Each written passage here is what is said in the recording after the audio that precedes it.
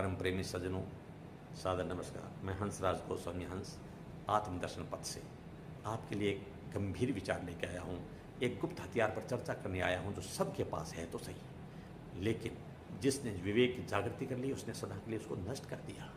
बुद्धिमान है वो उसको चलाता नहीं है, क्योंकि वो समझता है कि अगर ये हथियार चलाया तो अगले को नुकसान कम और खुद को ही नुकसान ज़्यादा पहुंचता है।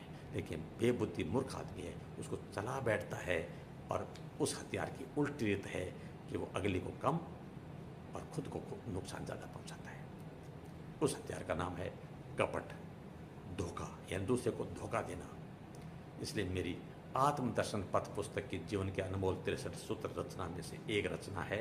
रचना का सूत्र है, कपट से बढ़कर भयभीत करने वाली दूसरी कोई चीज दुनिया में है ही नहीं।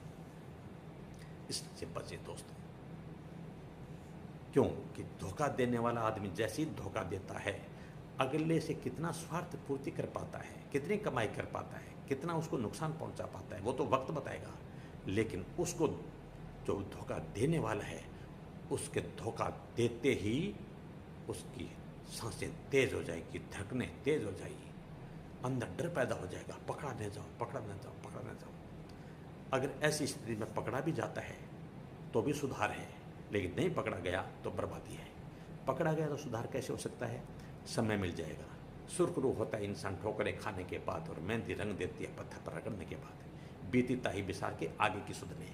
लोग भी कह देंगे, कुछ छोटी मोटी पेनल्टी दे देंगे, छोटा मोटा दंड भी मिल सकता है, लोगों की दृष्टि में गिर भी सकता है, लेकिन फिर प्रतिष्ठा को प्राप्त करने के लिए उसके पास समय है।